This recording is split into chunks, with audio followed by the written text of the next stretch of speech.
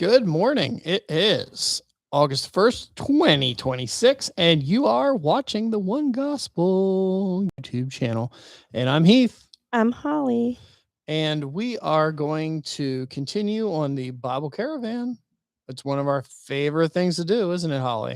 Absolutely. All right. And away we go. Welcome to the One Gospel Bible Caravan. This is a chronological Bible study in 1 year. And this is a preview episode for what's coming up on days 213 to 219, which happens to be today through this coming up Friday. And as I fade the music, we're going to say to ourselves, look at this, everyone. We are making progress. We're not 2/3 done, but yet you can see that we're really close to that. We've got a Pac-Man forming. Yes. It gets me so excited. I've been waiting for this moment. So what's coming up this week? Well, we've got a bunch of what some people call minor prophets and major prophets. And so 2 Kings, 2 Chronicles, Jeremiah, Daniel, they're the major prophets, but minor. I laughed because only in label. Nahum, Habakkuk, Zephaniah. Go ahead, Holly. I laughed because when our kids were little, they were in a Christmas play that had a song about minor prophets, and it was really funny. And I'm thinking of our little kids in shiny hats dancing around. Yeah, I mean, singing all these names that are hard to pronounce. Who doesn't want to be a minor prophet? Yeah. Yes. It's no laughing matter, Holly. It's not. Okay. Just because they're minor doesn't mean they don't have major things to say. Indeed. Because it's coming from the big guy. Absolutely. Creator of the universe. So what is coming up this week? Well, we are continuing during the reign of Josiah, king of Judah. He was the GOAT. Wonderful king. Yes, best king ever. And after that, we've got Nahum, who gives us it's the vision of Nahum. So it's what he saw. Mm-hmm. Habakkuk, on the other hand, starts with a burden and then moves on to a prayer.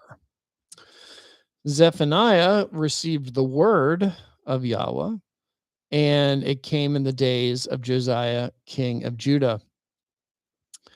We're going back to Jeremiah, and this is where there's a specific time in history, Pharaoh attacking Gaza. So this is the word of the Lord that came to him against the Philistines right before they were attacked by Egypt.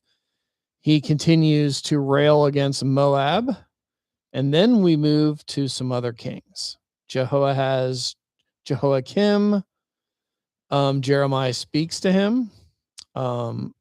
And in the beginning of his reign, the word of the Lord came to him in a different part of Jeremiah.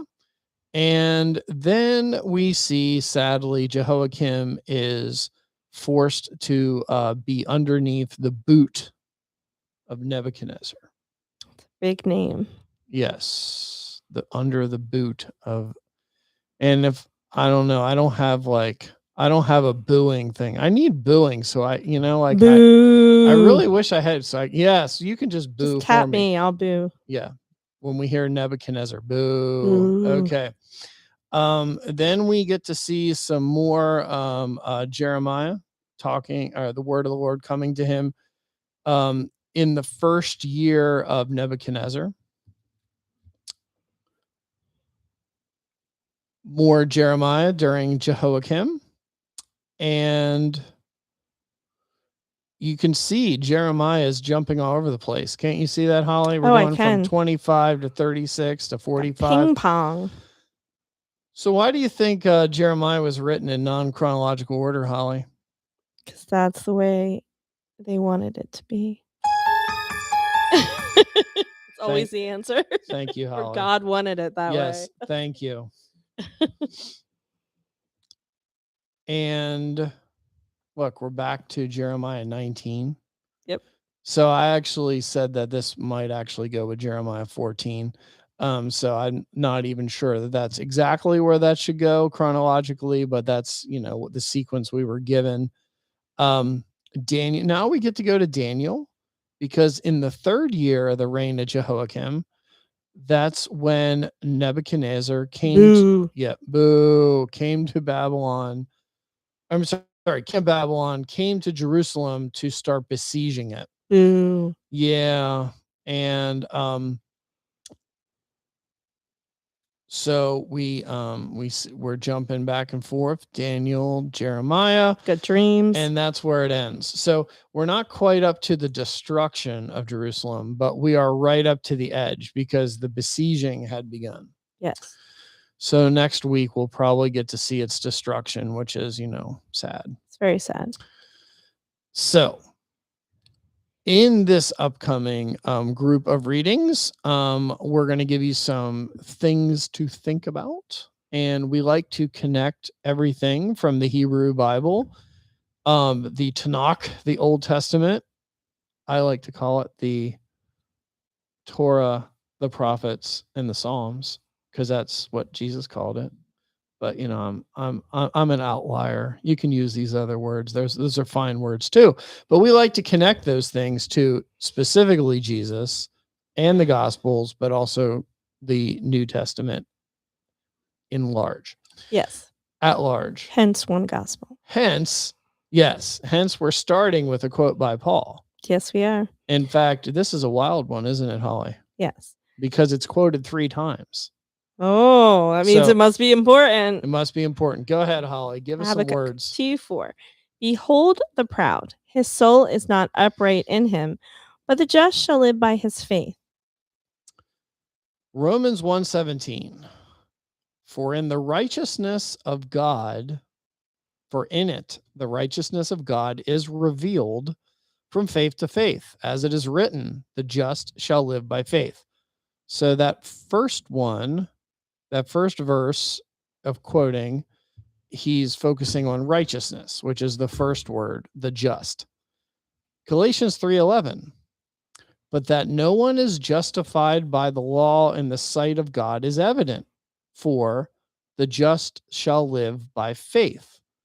So there the focus of the quote is on the faith, because that is what brings justification outside of the law.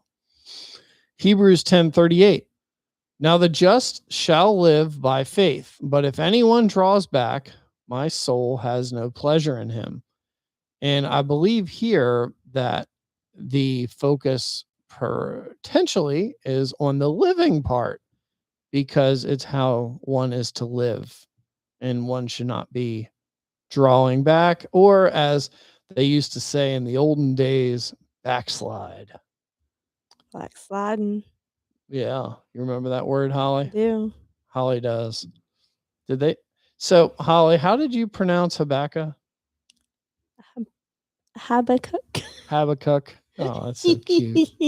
I mean, that might be fine. Bible pronunciation. No, that might be fine. That might be fine. I've heard people call it Chabakuk. Oh, I like that. Yeah. Okay. Here's a quote from Jesus, Jeremiah 7:11. Has this house, which is called by my name, become a den of thieves in your eyes? Behold, even I have seen it, says the Lord. Matthew 21:13. And he said to them, it is written, my house shall be called a house of prayer, but you've made it a den of thieves.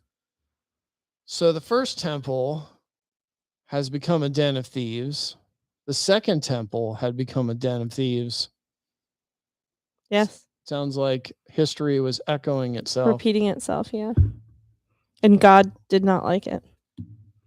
If we had a third temple built today, do you think there'd be upstanding humans running it right now? Probably not. Not unless we had a new set of people. Yes. Oh man. I know. Digging a hole. All right. We're not. Well, I mean, there is. I don't want to get too crazy here. Yes. But there are other temples. That's true.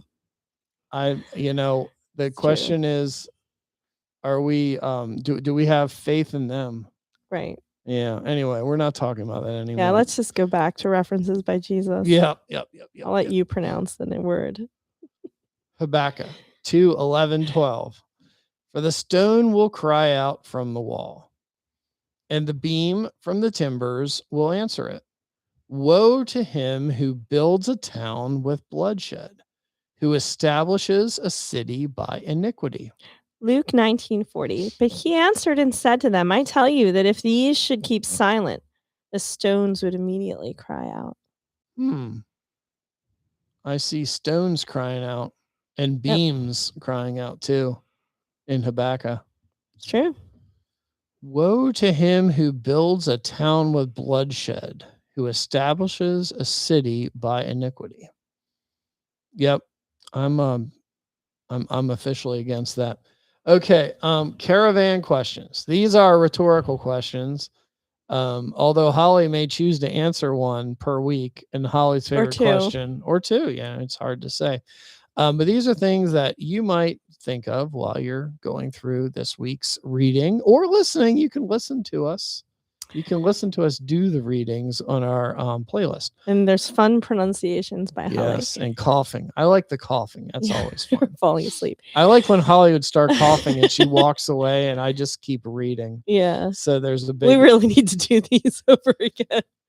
It's on the list. 2 Kings 23:10. Child sacrifice was made to Moloch, an abomination of the Ammonites. 1 Kings 11:7. A practice denounced by Moses, Leviticus 18:21-22-5, and connected to Baal worship, Jeremiah 32:35. Moloch means king, while Baal means lord. What does this say about the demonic satanic influence behind it?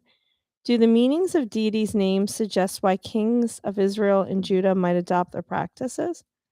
Ooh, that's a good question. Yeah. I mean, people just hear like, oh, sacrificing to Moloch.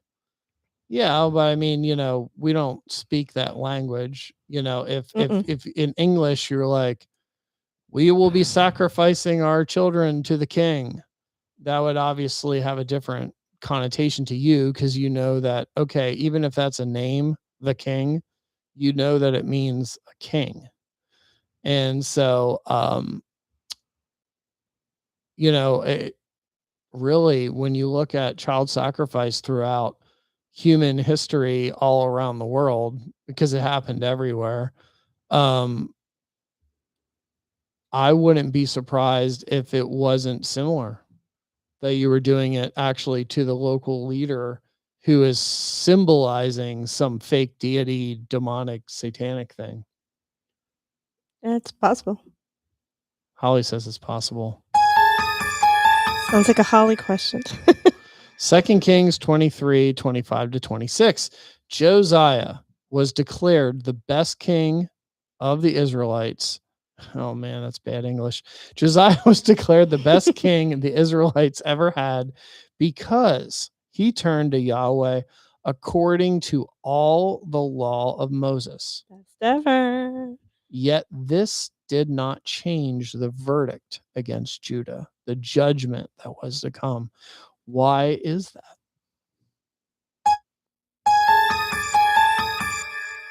Am I overusing that term? No.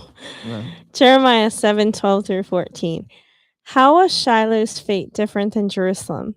And why was that? Yeah, that brings up who is Shiloh and what's going on. Jeremiah 7:31-32, also found in 19 and 32. Compare the three prophecies regarding the valley of Hinnom, which in Greek can also be called Gehenna, which is a name for hell that Jesus uses. So what information can be gathered by examining the parallel portions? So you get a little bit of extra things, different things from each of the sources. What's the combined message? Jeremiah 23:5-6. Compare the prophecy of the branch along with Isaiah 11:1-2, and then read Zechariah 6:11-13. Who is the branch? Are there more than one? Yes. The answer is yes. Holy cow, Heath. I don't even know how to pronounce the next word you have there. I'll do it. I'll do it. Jeremiah 23:6. Jehovah Siddiqunu, Yahweh, our righteousness, is applied to both the Messiah and Jerusalem. So that title, Yahweh, our righteousness, is applied to both the Messiah and the city of Jerusalem. What does this tell us, Holly? Find out. Jeremiah 23 through 24. If Yahweh fills heaven and earth, what does this tell us about his presence? Yes. Yes, this concept of omnipresence.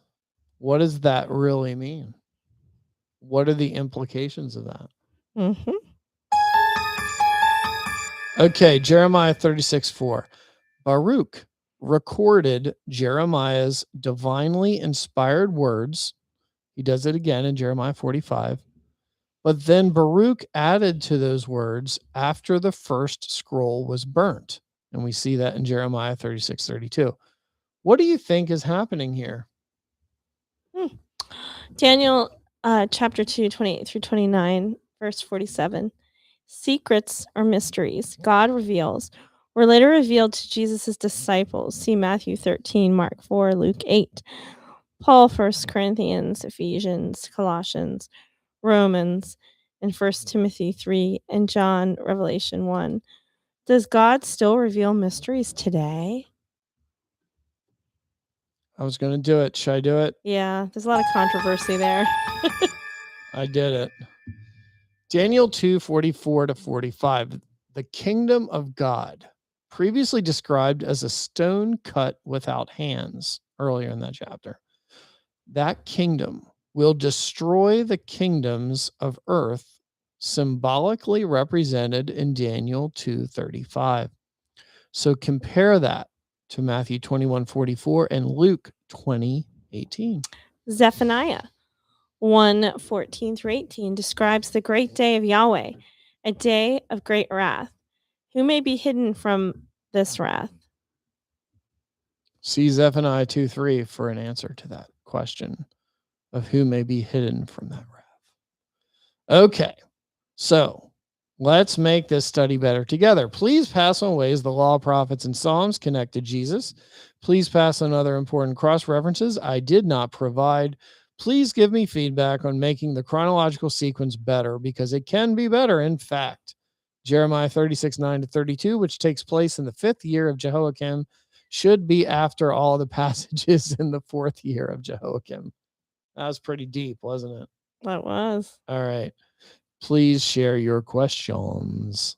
So, doesn't look like we're doing Holly's favorite question. I have Holly's favorite question. Okay.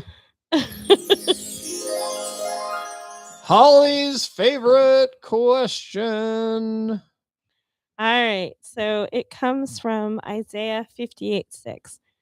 Compare the actions of Isaiah 58:6 through 7 and the consequent blessing in Isaiah 58:8 with the actions of Matthew 25:35 through 36 and the consequent blessing in Matthew 25 through 34. Are they talking about the same thing? Okay. Okay, Holly. So, Isaiah 6 through 7. Is this not the fast that I have chosen to loose the bonds of wickedness, to undo the heavy burdens, to let the oppressed go free, and that you break every yoke? Is it not to share your bread with the hungry, and that you bring to your house the poor who are cast out? When you see the naked, that you cover him, and not hide yourself from your own flesh. And then the blessing. Then your light shall break forth like the morning, and your healing shall spring forth speedily, and your righteousness shall go before you. The glory of the Lord shall be your rear guard. And then looking into the New Testament in Matthew 25:35 through 36, that is the blessing. For I was, I'm sorry, that was the blessing. No, that was the action. The blessing will be in Matthew 25:34. I'm sorry. They're flipped. The blessing comes first and then comes the action. But I'm going to go with 35. For I was hungry and you gave me food. I was thirsty and you gave me drink. I was a stranger and you took me in. I was naked and you clothed me. I was sick and you visited me. I was in prison and you came to me. And verse 34, which comes before that, is the blessing. Then the king will say to those on his right hand, "Come, you blessed of my Father, inherit the kingdom prepared for you from the foundation of the world." And Heath asked, are they talking about the same thing? And I concluded that I believe they are. Yes. Okay. When you compare them side by side.